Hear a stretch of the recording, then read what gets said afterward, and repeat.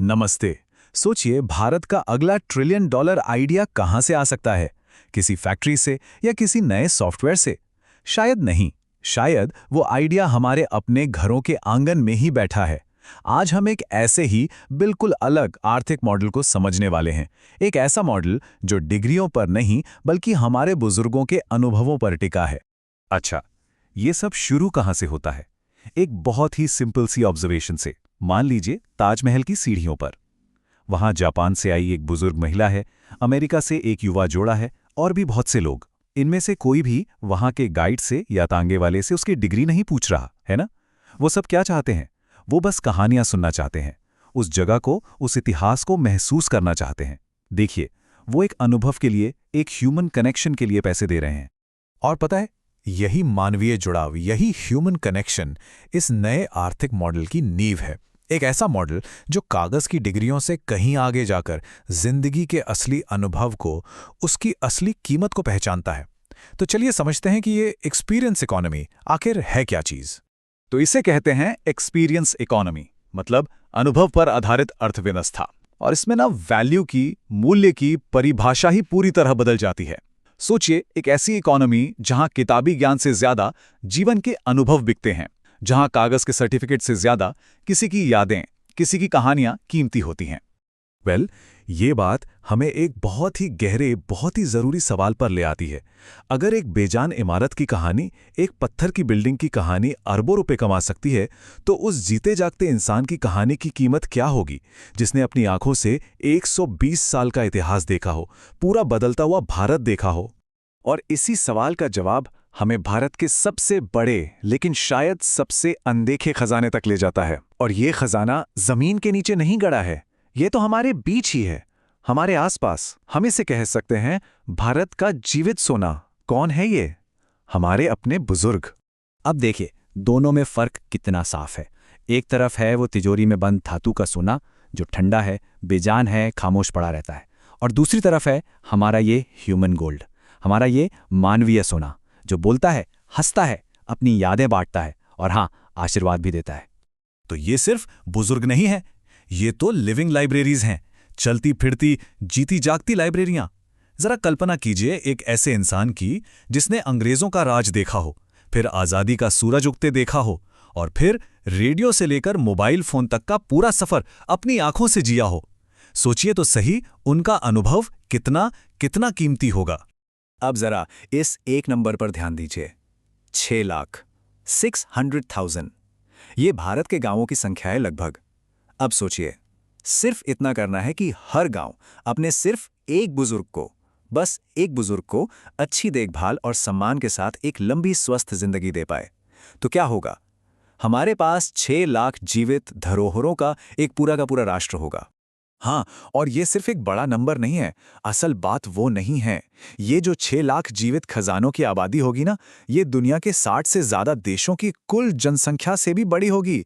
इसी को कहते हैं रेयरिटी एट स्केल, यानी कोई चीज जो दुर्लभ भी हो और बहुत बड़े पैमाने पर भी हो। और यही भारत की असली ताकत बन सकती है।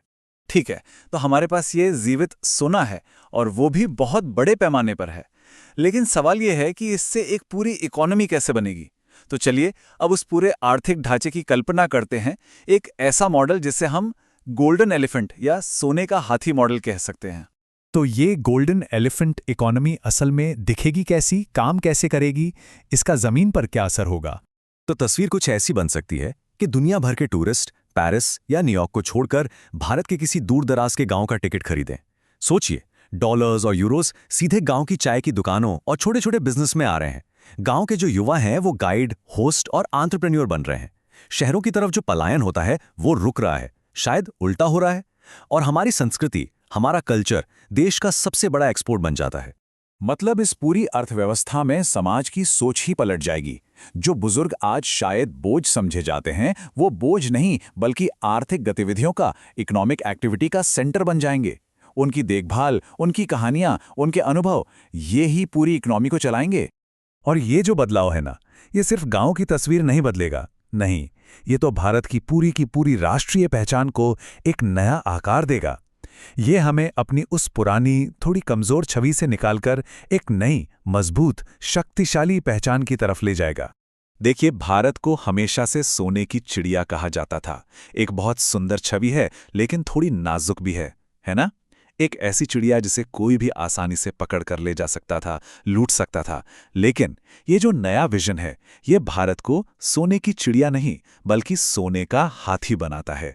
एक ऐसा हाथी जो विशाल है, जमीन से जुड़ा है, स्थिर है और जिसे कोई हिला नहीं सकता। ये अतीत की कहानी नहीं, ये भविष्य का एक विजन है। और हाथी का जो सिंबल है वो बहुत गहरा है। हाथी भारी होता है, बुद्धिमान होता है और सबसे बड़ी बात, वो धरती से जुड़ा होता है। उसकी असली दौलत सिर्फ उसकी बाहरी चमक में नहीं है, बल्कि उसके वजन में है, उसकी याददाश्त में है। बिल्कुल, बिल्कुल हमारे बुजुर्गों के अनुभवों की तरह। लेकिन एक मिनट, इस सोने के हाथी को चलाने के लिए, इसे आगे बढ़ाने के लिए ईंधन कहाँ से आएगा? फ्यूल कहाँ से आएगा? इस शानदार भविष्य को हकीकत में बदलने की जो चाबी है, वो हमारे युवाओं के हाथ में है। और मजे की बात यह है कि हमारी सबसे बड़ी चुनौती भी वहीं छिपी है।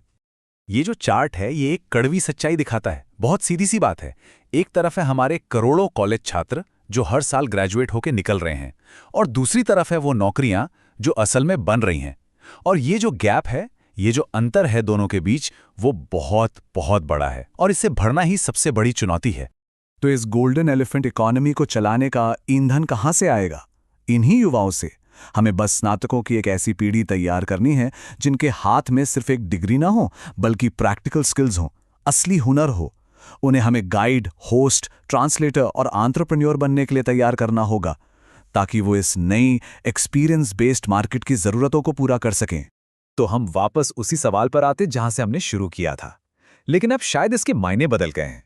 अगर पत्थर की इमारतों की कहानियां अरबों खरबों कमा सकती हैं, तो उस जिंदा इतिहास का मूल्य क्या है जो हमारी आंखों की ठीक सामने है? शायद हमें भारत की अगली आर्थिक क्रांति के लिए कहीं बाहर देखने की जरूरत ही नहीं है।